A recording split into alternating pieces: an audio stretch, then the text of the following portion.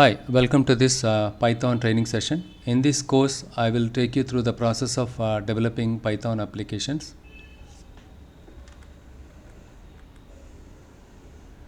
As part of this training, I'll give you the overview of Python,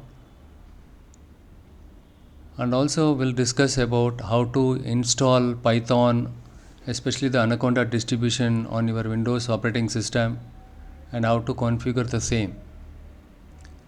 Next, we'll discuss about the variables and data types and container types.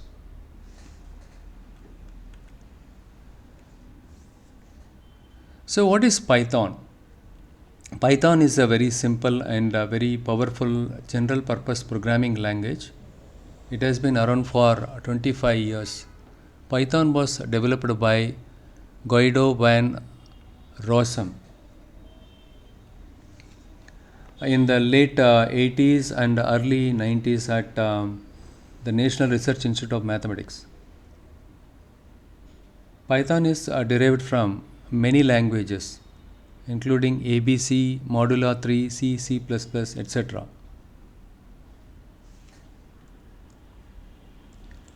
Python's popularities keep growing since Python is an open source software and very easy to learn compared to other programming languages.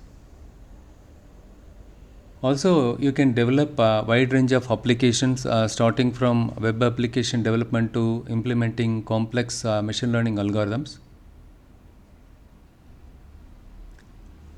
What is interpreted? Python is processed at runtime by the interpreter. No need to compile your program before executing it, like how you do it in Java and other languages. What is interactive? You can actually sit at a Python prompt and interact with the interpreter directly to write your programs. And of course, Python is object oriented. Python has extensive framework. It has a plethora of libraries for performing various tasks in data science. So these are the packages: NumPy, Pandas, SciPy, Matplotlib, Scikit, stats models are very popular. We'll discuss in detail each of these packages later in this video. Which companies that use Python? Not only the startup companies they are using Python, but also many big corporations such as Google, Mozilla, Instagram, even NASA. There is a center called Johnson Space, which is part of NASA.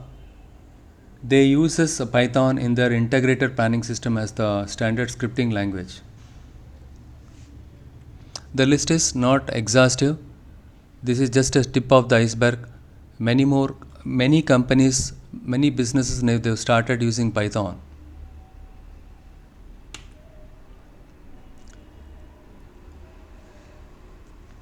What can you do with Python? Python can easily be used for small, large, online and offline, including machine learning projects.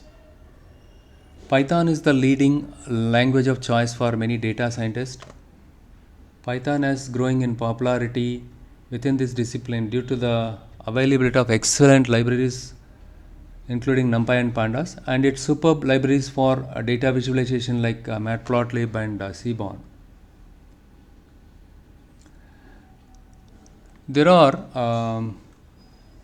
wonderful libraries implementing machine learning algorithms such as scikit-learn, NLTK and TensorFlow. Besides this, computer vision, as part of computer vision, you can do many interesting things such as face detection, color detection while using the combination of OpenCV with Python. Raspberry Pi. This can be used as a brain for your robot in order to perform various actions and to react to the environment. The coding on a Raspberry Pi can be performed using Python. Web scraping, you can grab data from a website. If you need to grab data from a website, if the site does not have an API to expose data, you can use Python to scrap the data. Game development, you can use Pygame module to develop games to run on Android devices. With Python, the possibilities are endless. Next, we will see how to install Python in your Windows environment. So we have something called, go to in Google, if you search for download Anaconda, you will find this link, continuum.io.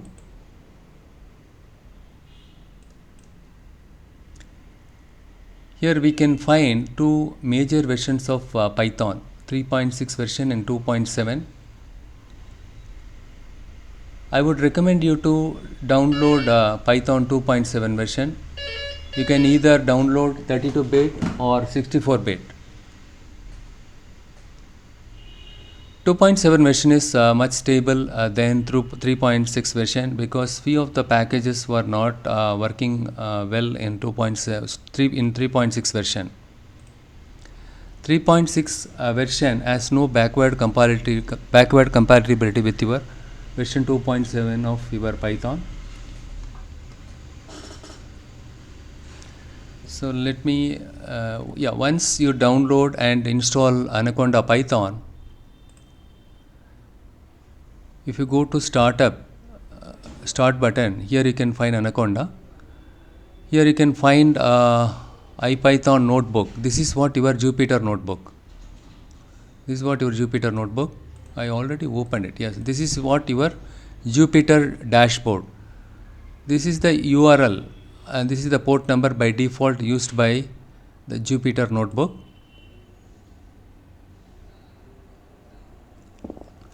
So here you can create a new folder.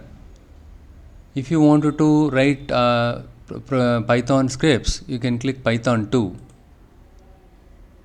It will take you here. So here you can find various menus, and here I just assigned this arithmetic operator. I'm just performing the arithmetic operation on the right side of your x variable. The output of the x variable we can find it here. If you wanted to, in addition to the installation, once the installation gets successfully installed, once your Python software get installed successfully, now you go to the control panel.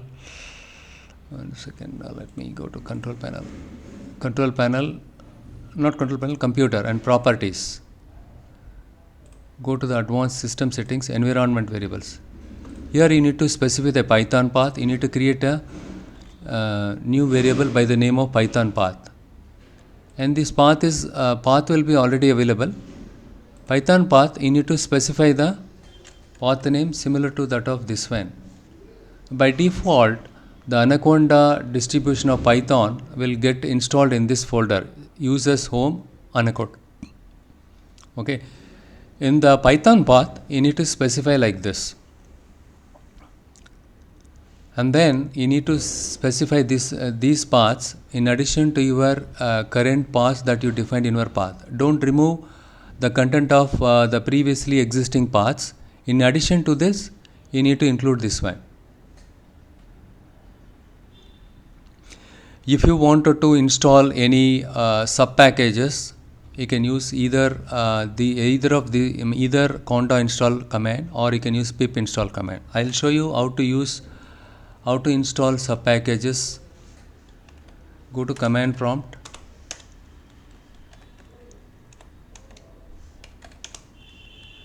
Here I install conda install scikit learn. In order to install the sub packages obviously you need to have access to the internet.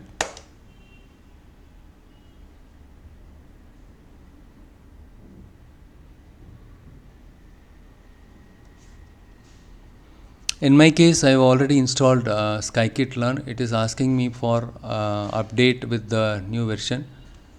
I don't want to do that at this moment.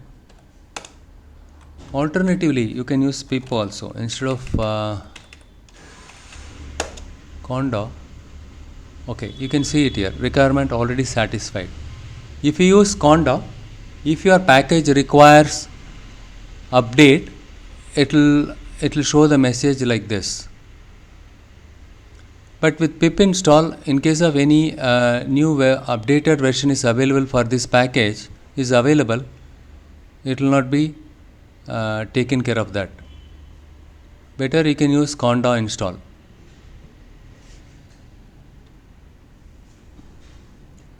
There are plethora of IDs are available to write your scripts in Python.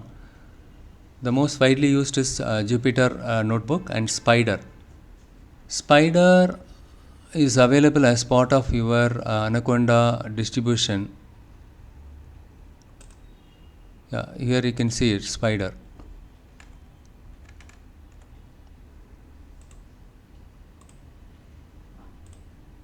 So next one is PyCharm, PyDev, and then interactive editor for Python IEP. Apart from this, there is one more thing, IDLE, IDLE. You can use IDLE also. But in this training, I will use a Jupyter Notebook. But anyhow, I'll show you how to use the command line, Python command line thing.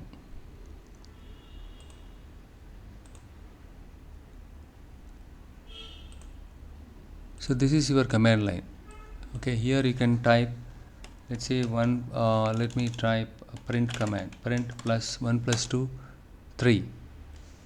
Or you can specify 1 plus 2, or you can do any kind of, you can write your Python commands interactively in this command prompt.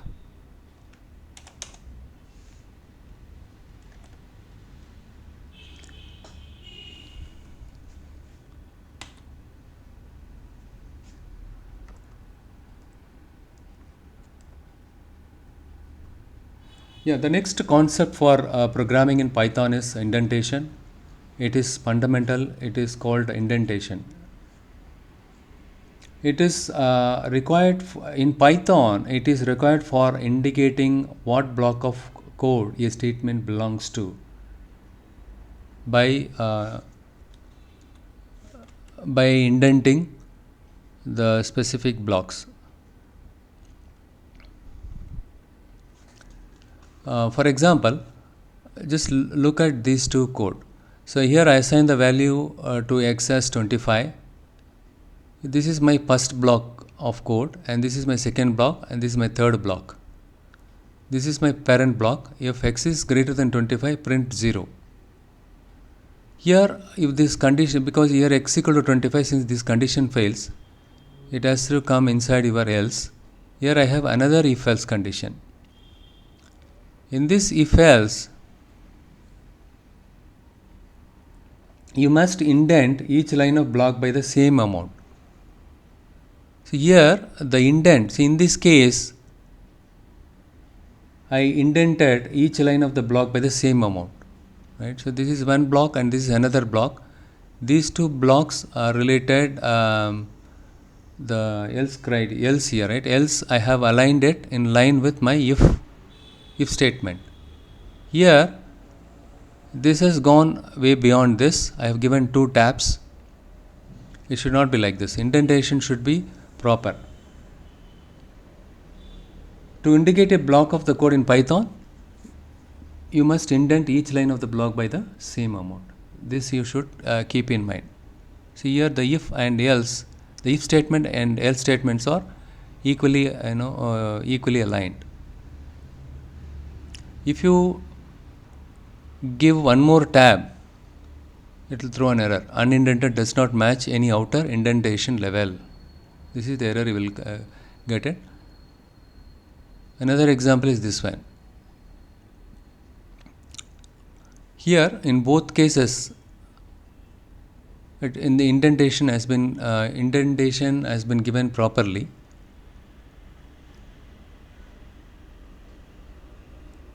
If else, this print is completely different from this code of block. This is nowhere part of this code of block. Logging on, all done. So here if you look here, the if, elif and else. In this case, the elif is a short for else. Okay, here I have used a nested if else loop. Here also in the previous case also I have used nested if else. But here in this case, after else, this else is part of this one. These two blocks are part of your else.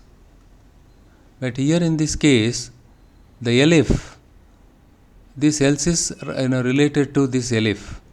That is the reason why I mentioned the else in line with this elif.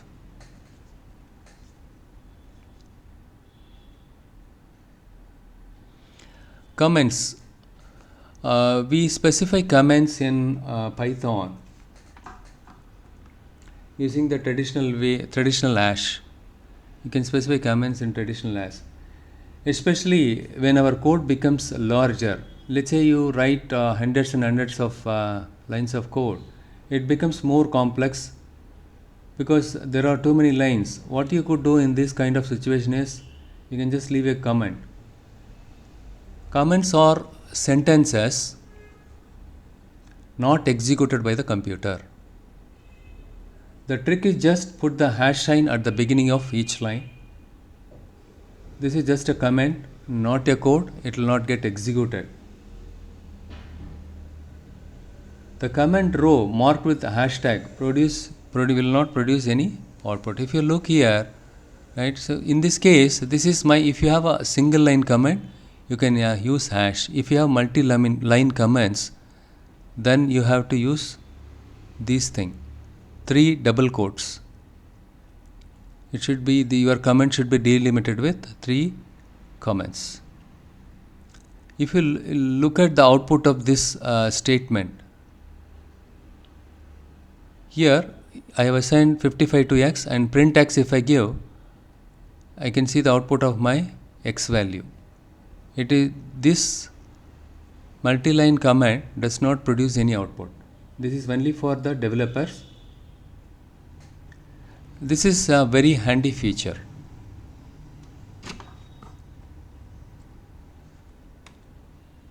Next, line continuation. What is line continuation? Sometimes your code may not fit in a single line. It might get wrapped up like this. If the line of code get longer, if a single line of code get longer, it definitely, let's assume that this line of code gets longer. It cannot fit here in this line. It got wrapped up like this. It throws an syntax error, invalid syntax. Hence, you can use this slash, backward slash. By including this, I am telling Python to continue to read the same command on a new line.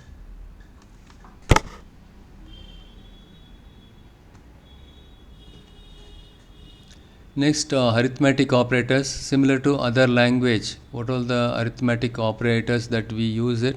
The same thing we are using it here also. Addition, plus, subtraction, minus, modulus, and exponent. If you want to take if you want to give 40 to the power 20, then you need to use a double star. Floor division, all the things are same. And comparison logical operators.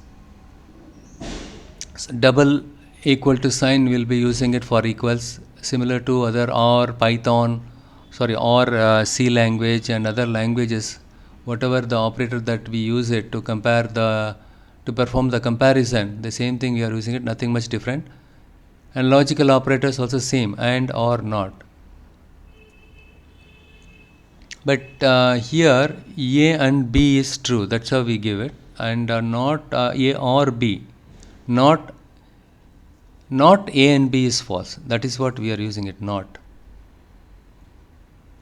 Membership operators, if I wanted to check a particular string's presence in my string, or if I wanted to see a particular letter in my entire string, then you can use in. There is a data structure list is available in Python and R also. If I wanted to search a particular pattern in my list, I can use in or not in.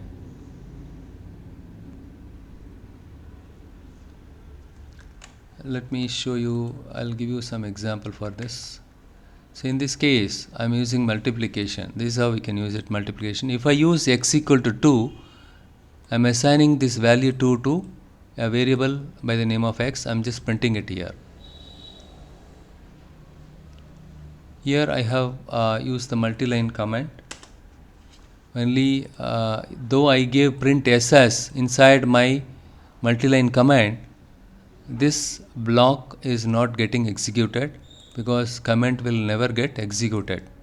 Only the non-commented items are getting executed. And coming back to this one, the arithmetic operators, let us try exponent. For example, I have y is equal to 5 to the power 2. Print y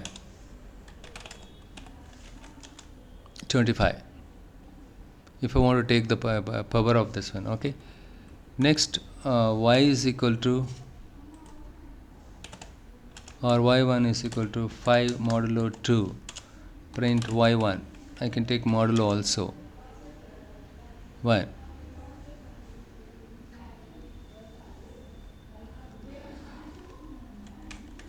Thanks for watching. In my next video, I'll be covering variables and data types, various data types that are available in Python.